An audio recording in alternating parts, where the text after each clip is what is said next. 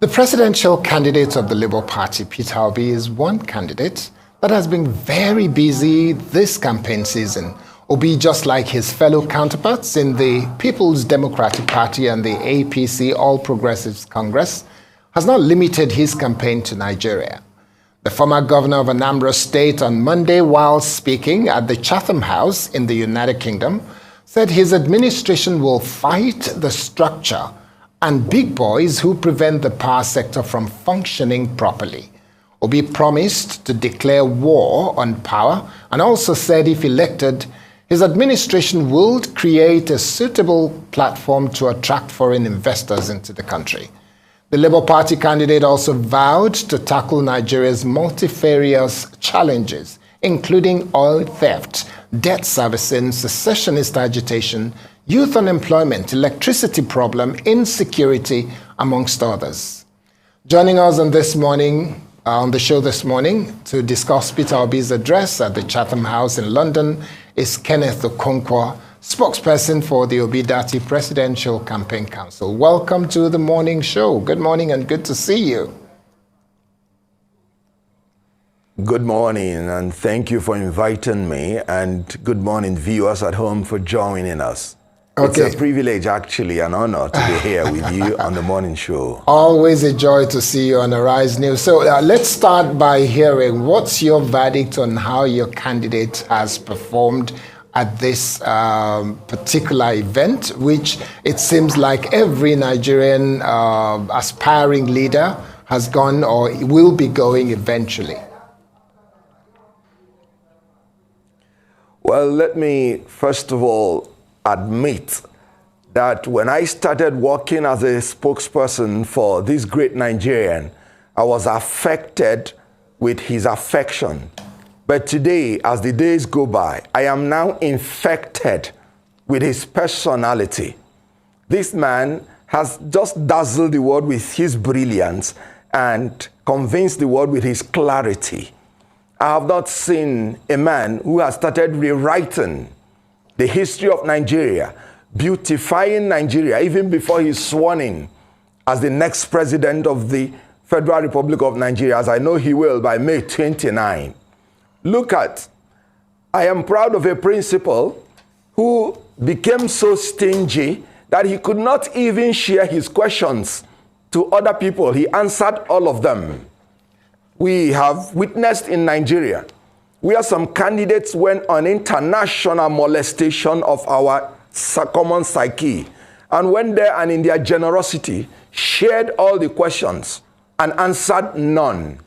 Have you not seen the difference between a man who is responsible and responsive as a leader, who is going to bring transformative and purposeful leadership in Nigeria, with a man who shifts all the responsibilities for others? Because, of course, like I said in Arise Television, Tinubu is incapable of granting any interview. He's incapable of national debate. He's incapable of being the president of the Federal Republic of Nigeria. So I have a principal who has summarized in Chatham House in a sentence what he wants to do for Nigeria: secured, united, and productive Nigeria. That is just the summary of what he has told the world. Okay. He will provide security. He will unify Nigeria. And he is going to shift emphasis from consumption to production through and by running a production-centered economy driven by agrarian revolution. All right. And export-oriented industrialization. So he went to Chatham House to elucidate his 7-point agenda, putting flesh and describing how he's going to achieve each and every one of them. Well, let's talk about that now. That actually Good. Yes, let's talk about how he's going to achieve this. I mean, you've given a broad overview of his performance at Chatham House. And so we would like to dissect some of the things that he said and what he had said he was going to do for the Nigerian people, responding to questions. The first thing I'd like you to speak on, which has come up a number of times, almost at the risk of sounding like a broken record, but still very important to address, is this conversation around structure. Yesterday we had one of the PDP chieftains and a former Senate president of Nigeria, Dr. Bukola Saraki, speak to us, and he brought up this issue around structure of the Labour Party. This time he was speaking to the fact that Mr. Peter Obi, yes, has gathered steam and a number of people in the last few months. However, if he is indeed elected as president come February 25 and sworn in May of 29th of May 2023, then he doesn't have the numbers in the National Assembly to push some of these promises that he's making to Nigeria, which can only be effected by legislature. How would you respond to this? And the fact that he said, it's just a few months campaign, Labour Party doesn't have structure, just one person who is driving the entire party and campaign, it's not going to work. What's your statement? How would you respond to that? Well, first of all, as you can see, the structures that PDP and APC have is the structure of criminality, structure of corruption, structure of fuel scarcity, structure of poverty, structure of insecurity, structure of bad leadership. I could go on and on. So if Obi is part of that structure, you wouldn't see me being a spokesman to him. And that is why he is coming in to destroy such structures. Let me tell you, Obi is a man that is already used to providing democratically engineered disruptive change. When he was the governor of Anambra State, he had no member of the House of Assembly, none. But he was able to get everything he wanted approved by the House of Assembly. He was able to get everything he wanted in Anambra State, and within 4 years, he became the #1 in the whole Nigeria in all indices of measurement. In MDG goals, he was scored #1 by UNDP. In the poverty rate, he was scored #1 by the DG of NAPEP, the Poverty Alleviation Program, by PDP. In the network of roads, he was scored #1. He built 800 kilometers of roads. In the debt management strategy, he was scored #1 by DMO. And in every other indices. Yet, he did not have one member of the House of Assembly when he came in as governor. This is what Obasanjo would describe as track record of ability and performance. What you need to be in control is not having members in the National Assembly, as pleasant and as important as it may be. What you need is political will. What you need is strong institutions. In America, independent candidates had become president in America, but they went in and delivered on the job. Obi is going to provide leadership. He is offering a new brand of leadership that is less transactional, that is efficient and effective, that is responsive and responsible. Do you know he was impeached by the House of Assembly, wielding their tyranny of majority? What happened? He went to court, and the court said, no, you cannot vilify a politician because you have majority in the House. There must be a proof of misconduct. And since there is no misconduct by this great politician, you must let him be. And he went back to his state. Obi has committed himself that he will never be corrupt. Indeed, he is incorruptible. So no National Assembly, even if he does not have one person, can move against him because he has to misconduct himself first. If he has not misconducted himself in Anambra State for 8 years, not even taking the land that he is entitled to or pension that he is entitled to, how can he misconduct himself when he becomes the president? There is a proverb in my place: you don't learn to be left-handed in your old age. Obi is coming. He is going to have members in the National Assembly, but what we are interested in is a new Nigeria. All right. And by the executive power, political will, institutional strength, which he's going to engender, he's going to provide the leadership and the standard, which Obasanjo said that we have not experienced something like that, and it will not be deleted from Nigerians' history. The kind of standard he's going to implement in Nigeria. Okay. So, I'm sorry, with profound respect to Bukola Saraki, he has made no point on that issue. Well, that's your perspective. But I like the fact that you practically wax lyrical about your candidates. You can even create a song, and I guess your friend and brother, Peter and Paul Okoye, they will probably help you put the music on and we will all enjoy it. But let's look at the facts as they stand. Yes, as of today, I'll dance it too. I'll make it danceable. Okay. As of today, one of the things that's being said is you don't have candidates in most of the political offices that are open for election. Why is there that situation? Why is there that gap? Is it that you can't find the right candidates to aspire for those offices, or you don't have enough members that will sit for those offices? What exactly is the issue? Let's address that and forget about whether you even win at all or not. Why don't you have the quality candidates? Well, because I have committed myself to honesty. Indeed, I do not even know how to lie.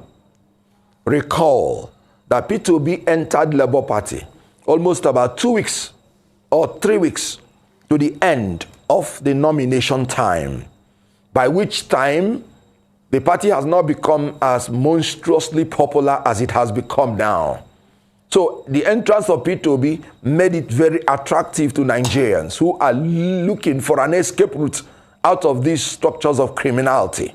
So when he entered there, you discover that there were some offices that were not filled. And P2B is not the man who in emergency yields to pressure. He will still be committed to the capacity, the competence, and the character of each and every person.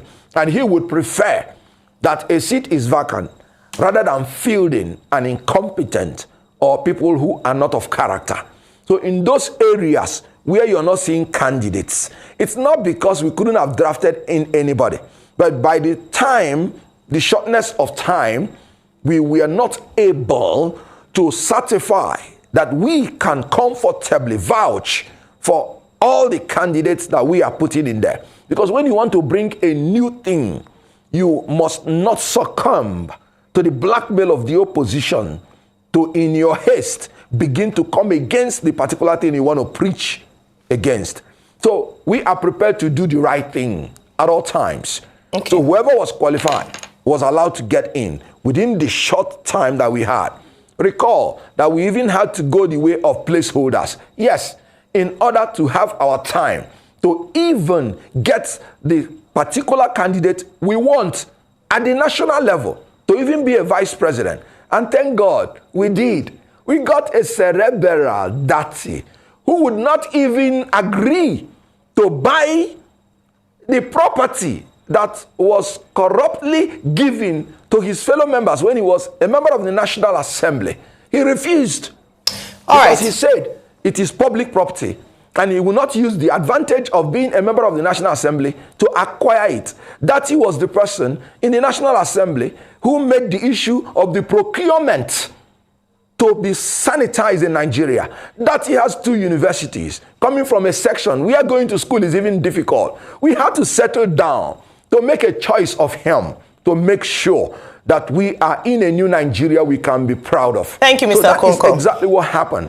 Right. And the main fact, thank you. All right, so Mr. Okonkwo, let's talk about corruption, since we're on that subject. Yesterday at Chatham House, Mr. P2B, your presidential candidate, had said that one of the reasons when they talked about shoring up revenue and attracting foreign investment, and his response to this was that it's like honey and bees. Bees are naturally gravitate to where there's honey. So in essence, making the economy or driving policies that make it attractive to investors to come in to the nation. And one of the ways in which he said he was going to do this was by fighting corruption. He's spoken about, his kick against corruption, the stance against corruption.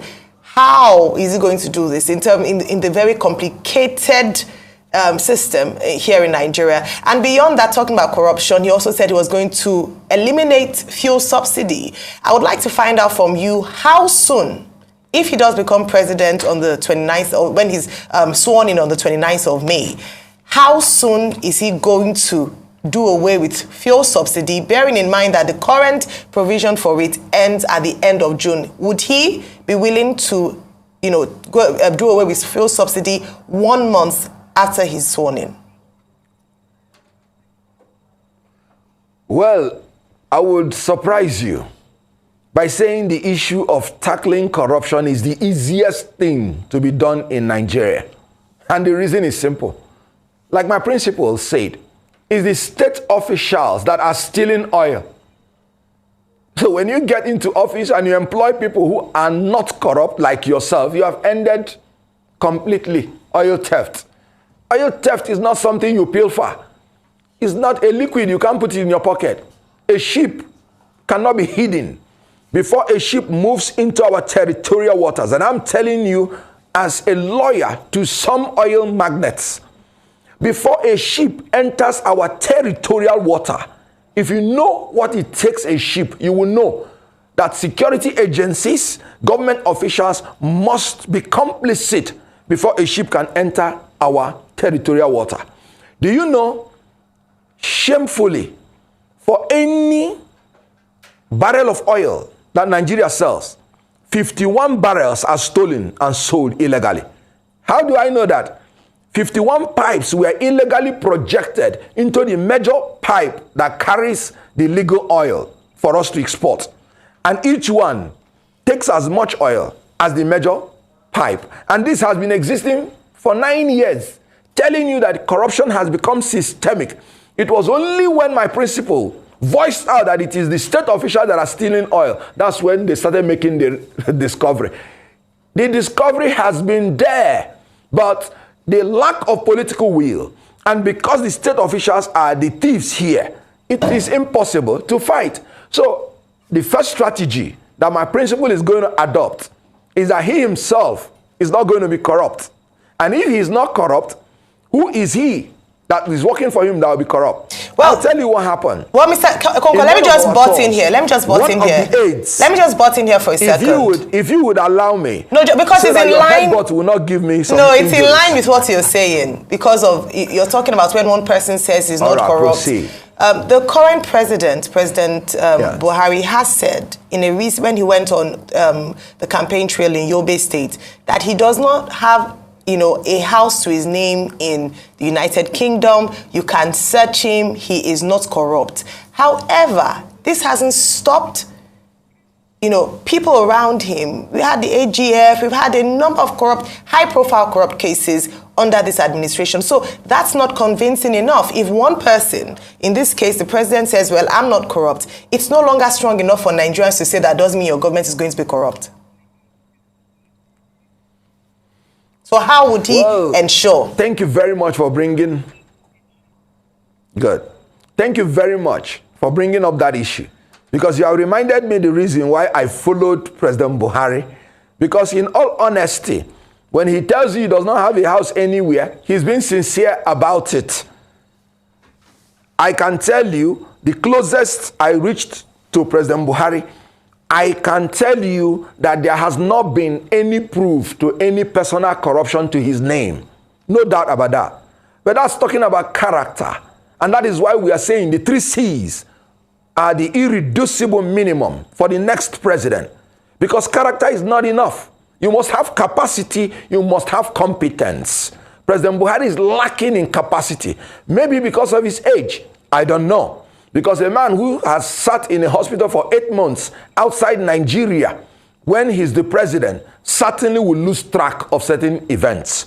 Maybe his competence may be questionable. As you know, his certificate is still being doubted, whether he did his primary school or secondary school. So we need these 3 C's. And my principal has them in excess. When you talk about competence, hey, He was educated in University of Nigeria. He was educated in London School of Economics. He was educated in Oxford University. He was educated in Kellogg Graduate University. He was educated in Columbia University. He was educated in Massachusetts, Boston, Harvard University. All the best universities in the world. That is capacity. When he climbs the staircase, he jumps it, telling you his feet as fiddle. Not just that he's going to be a leader. He's going to supervise the people that are working under him. That is why it is dangerous to elect a president who cannot even come for a national debate because he's impaired in his reasoning and he has lost his memory, his abilities, his experiences. He has lost all of them. And I'm talking specifically about Bola Tinubu, who is suffering from dementia and amnesia. It's dangerous to bring such a person on the position of leadership. And I am talking about Atiku Abubakar, who is now an octogenarian, who cannot climb staircase. And you can see the best they are already doing. And that is why we are saying that P2B is the only option, not just an alternative option. When you talk about corruption, I've talked about the capacity, the competence, and then the character. P2B, I can tell you one thing. One of his aides met me when they were talking about corruption. He said, I am the one who took the parcel of land to His Excellency P2B. I personally. And I was shocked when he replied. And he said it was not to corrupt him. It was his entitlement. Just like in Abuja, everybody is entitled to a plot of land. As a governor, he's entitled pension, plot of land. But he rejected all of them in order to prove to the world that he came to serve, not for what he will receive, but what he will give. So he's going to tackle corruption. Why? He's going to reduce cost of governance. He's going to ensure the entrenchment of rule of law. He's going to establish an honest and efficient civil service. He is going to live by example. So the structure of corruption, what did you hear about Obasanjo when he talked about Atiku? He said this is a man that has propensity to corruption, tendency to disloyalty. He's a man that is unable to say and stick to the truth at all times. He's a man that has poor judgment, a man that lacks transparency, a man who believes in marabout, a man who Mr. Okonkwo, believes in money to pay his way out in all the things he's doing. He has the readiness to compromise morality, integrity, propriety, truth, national interest for self and selfish interest. Corruption personified. He has corrupted the older generation. He advised Obasanjo against open corruption, but encouraged Kenneth, let's ask the question so that we can move very quickly. He has infected the next generation with special purpose vehicle of corruption. Okay, thank you very much. Very quickly, before I ask you the question I was going to ask, I want to believe that... it's like you guys don't are worry. giving me a lot of headbutts. No headbutts at all. No headbutts at all. It's very simple. One of the things we try to do is to make sure that the conversation here is fact-based and that there is nothing you say that cannot be verified. You did mention that Atiku cannot climb stairs. Do you want to take that back, knowing that you've seen the man climb stairs several times, and say that was a slip of tongue? Oh. You know that he has climbed stairs before.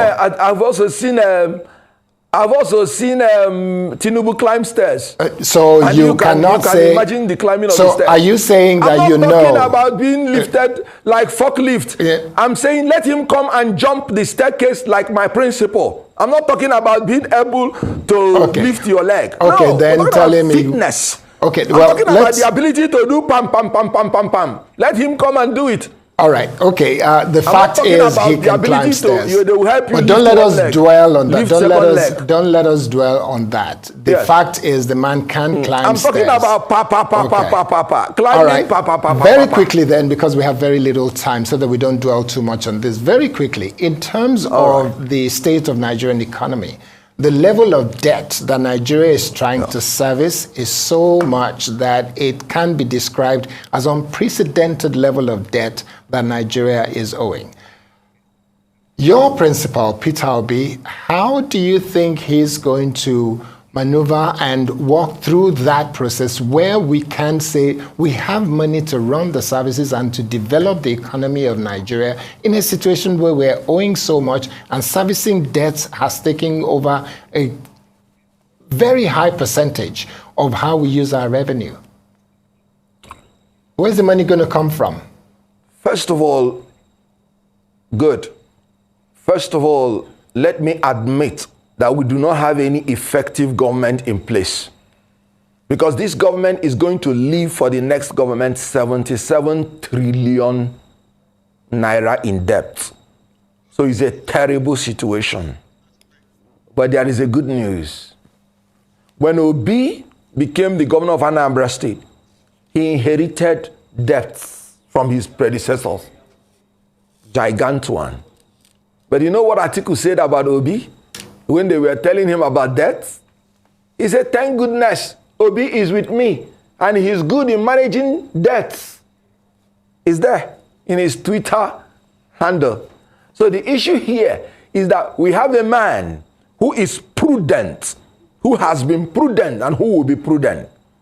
So Obi inherited debts in Anambra State, but left them with 75 billion naira and left them with $150 million. Not owing any contractor, not owing any, no pensioner was owed, nobody was owed. Go and verify. So what does it take? Nigeria has money, we have materials, we have men. What is lacking is the ability to combine, to utilize and allocate our resources in the right way through planning, organizing, directing, and controlling so that our national objectives will be achieved. This is what is lacking. Obi is going to cut our debt in 50% immediately he comes in. Why? Like I said, cost of governance. You can see how much people are budgeting for feeding alone. You can see how much they are budgeting for healthcare in Nigeria. You can see how much they are budgeting for education. Right. None is seen. Okay. Why? The contracts are inflated by more than 50%. So when he comes in and there is no inflation of contract, you saw that one of the reasons why he was impeached was that what was to cost 400 and something million in Anambra to build, he built it at 120 something million. Okay, Mr. Okonkwo. And that was one of the reasons he was impeached. Mr. Okonkwo, we need to go. Look at how much he has saved. Yes. So by the time he removes corruption from the system, he would have gained 50% of the revenue he needs. All right. Now, Mr. Okonkwo, we need to wrap up.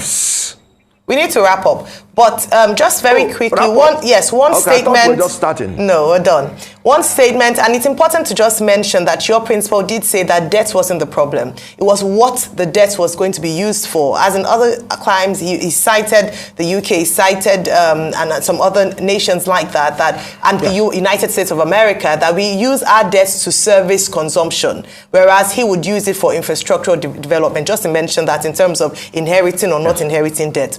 But finally, I'll just like very quickly in a statement. You're very correct. Yes, in a statement. In a statement, just the assessment of INEC's readiness to, for the elections come February and March, because there are allegations around one party skewing or vote buying and the likes, and unfairness in terms of picking up PVCs. Has your party experienced this? And in one statement, how can, very briefly, please, I'd like you to respond to that. Let me make it clear that I am disappointed with INEC, because people have personally reached out to me to say that some INEC officials collect 2,000 naira from them, 5,000 naira from them before issuing the PVC.